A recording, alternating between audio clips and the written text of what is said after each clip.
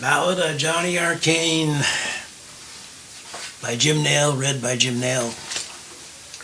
Chapter 5, Trouble in Stubblefield, Part 2.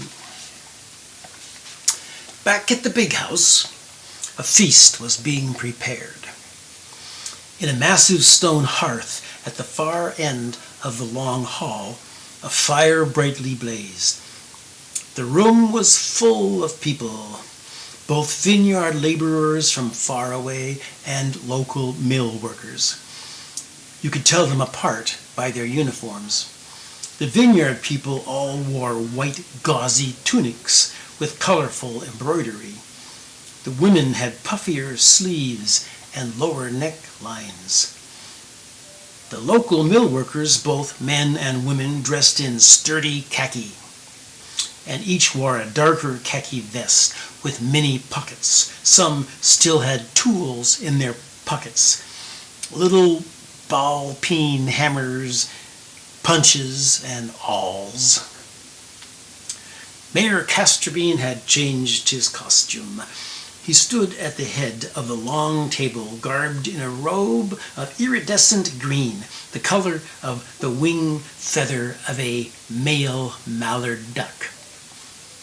A real duck beak was strapped to his nose, and with his open hand he pounded rhythms on a big skin hoop drum. People nearby swayed from side to side, and the heartbeat of the drum echoed throughout the hall. "I know many secrets, young Arcane," he said to Johnny, who stood at his right. "Would you like me to tell you one?" Johnny's face flushed with the radiance of the wine. "Maybe one," he said. "I'm not sure I could handle more than one secret at a time." Casterbean laughed and pounded the drum. His cheeks were red as raspberries. He leaned over and spoke in a hushed voice. "Some of the people you see are not people. Even some of the people you see here tonight." Johnny felt the hair stand up on the back of his neck. "Then what are they?" "They're messengers like you. But they don't bring messages from this world. They bring messages from another world. Do you know what I mean, young Arcane?" "What other world is there?" Casterbean pulled the duck beak off his nose to reveal his full face. "I think you know what I mean, young Arcane."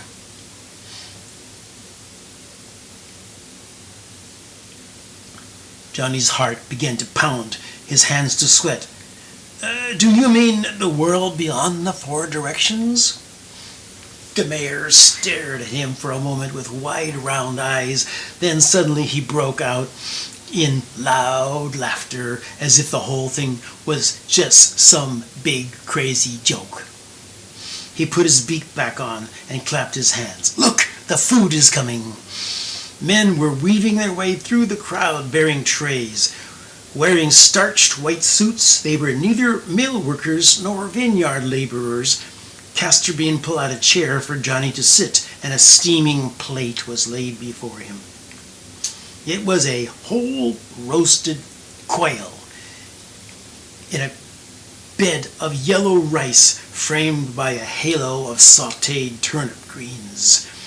Johnny immediately remembered the weasel's gift. He heard Lucy's voice as if conducted from the murmur of voices in the room.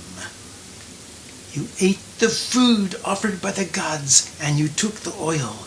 Then later you were fed by one of the creatures." So many things were falling into place, but there were missing pieces. Mostly he was famished. He lit into the food like a hungry wolf. Old Man Caraway approached with something in his hands. He held out a curved briar pipe with a metal lid and a chain. "Our Master Arcane is an inquisitive boy," he said to Castor Bean. "Perhaps he would like to try a little of the illumination." "Well, damn it, Caraway, I will have some of that." Castor Bean snatched the pipe into his mouth and flipped the lid. "Young Arcane can decide for himself." By some trick of magic, Caraway flicked his hand, and a tiny flame jumped from his fingers into the pipe.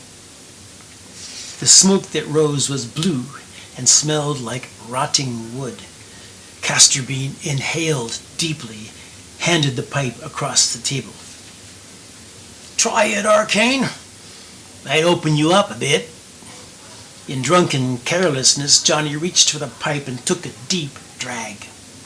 The smoke was harsh, but its first effect was to calm and center him, centered, as if he were the center of everything, and everything he saw was emanating from his eyes. He liked this feeling. He wanted more. He inhaled again. "Give it back now," mumbled Caraway. "Don't be a horn pig." After that, all the sounds in the room began to pulsate. He looked at Castor Bean, who said something to him, but the words made no sense. They just merged with the rhythm. He looked at the hoop drum sitting on the chair. It seemed to be beating of its own accord. Before he realized what he was doing, he had snatched the drum up to his chest and started pounding on it, the primal heartbeat he felt coming at him from all directions. Caraway frowned, but Castor Bean laughed and clapped his hands. "Open up, young Arcane. Tell us who you really are." Johnny stood as if addressing an audience. The sensation persisted. He was the center of everything. Some vineyard workers at the end of the table began to clap to the beat. He stepped out and approached them. They stood and followed. The pulse of his drum seemed to exert an attraction from all directions. All the sounds, the clinking of glasses, the clacking of plates, the shuffling of feet, swirled around and came together in alignment with its thrust and release. More people stood, their bodies swaying to the rhythm. Johnny glanced back at the head of the table. Mayor Castor Bean was clapping his hands and nodding in time with his beak, but Caraway sat with his arms folded, his face in a scowl. Then the force became irresistible. Johnny moved into the crowd, working his way between the tables. People stood and followed, all of them vineyard workers, come on a boat from far away. Not a single mill worker joined the dance.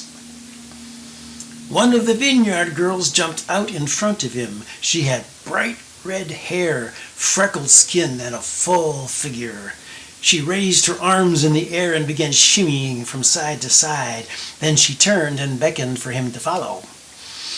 A human serpent, they coiled through the aisles and into the clear space in front of the open fire. There the line broke into clusters of dancers, faces glowing in the firelight, moving to a music without melody, only the throbbing of an ancient cadence, like the repetitive phrases of the sun and the moon and the heartbeat of life itself. The red-haired vineyard girl stayed close to Johnny. She engaged him with her eyes and entreated him with her arms. He liked it, and when the tempo of his drumbeat quickened, all the others followed. After a while, the girl moved away and approached one of the mill workers at the table, a woman who had been smiling and nodding her head in enjoyment, unlike all the others who sat stone-faced and grim. The redhead girl grabbed the woman's hand and tried to coax her to the floor, but she shied and pulled away. A man sitting next to her stood, scowling, and shoved the red-haired girl on the shoulder. She took it in her stride and twirled back into the sea of dancers. But another vineyard man had been watching.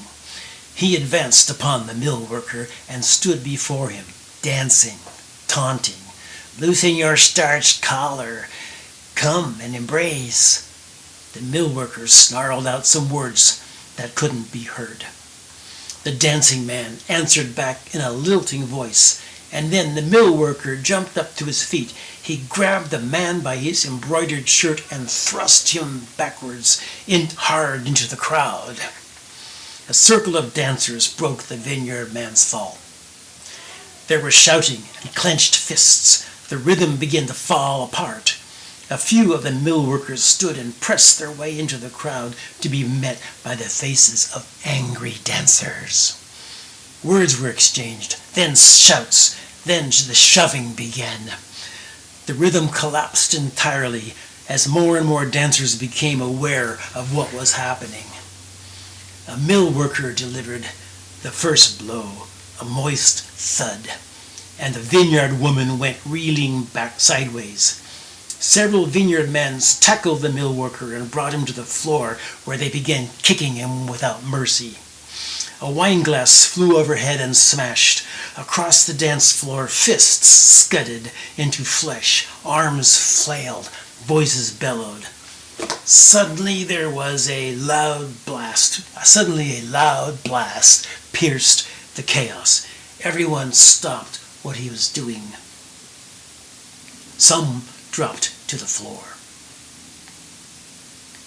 Mayor Casterbean stood at his table, a huge curly ram's horn in his hand. He had removed his duck beak and had donned a helmet of antlers sprouting like a tree from the roots of his head. This emblem commanded some kind of fearful respect. All the voices went silent, and most everyone sat. There was some sobbing and some sniffling. The fire crackled. "My people! My people! My people!" he pronounced, his voice resounding through the hall. "I am ashamed of you. You behave so badly, always. You behave badly. Do you not know what has come? Do you not know what is moving among us?" He paused, lowered his head, and shook from side to side. "No, you don't," he said more quietly, his head still down. "How could you?" He lifted his face. "This banquet is over. Everyone go home." The people picked themselves up and began gathering their things. They did not look at each other. There were a few murmuring voices. Some people were wounded and others were attending to their wounds. Johnny pressed through the battlefield and approached the table where Mayor Casterbean now sat alone. "Ah, young Arcane, I am so sorry you had to see that. But I'm not surprised. My people have much to learn." He folded his hands and a tear slipped from his eye. He looked up. "We have a room prepared where you will sleep comfortably tonight. Your things are already there. Come to me in the morning and I will dispatch you your next assignment. Young fellow, show Arcane to his chambers." Old young fellow appeared. "Indeed, sir." In the lobby, by the front door, the young fellow opened a cupboard and began rummaging through the linens, leaving Johnny standing idle. On the plane of the very desk where he had first met Casterbean earlier that day, Johnny saw the envelope he had carried all the way from King Corn. And there, next to the envelope, the letter itself lay open, the writing boldly scrawled. Johnny did not intend to read it, but the words were so few. They entered his eyes before he could stop them. Casterbean. I believe Borderbinder has returned. He is the one who brings this message. His name is Arcane. He dizzied. His head spun. Perhaps it was just the wine and the smoke. No, it was not. Another piece of the puzzle was falling into place.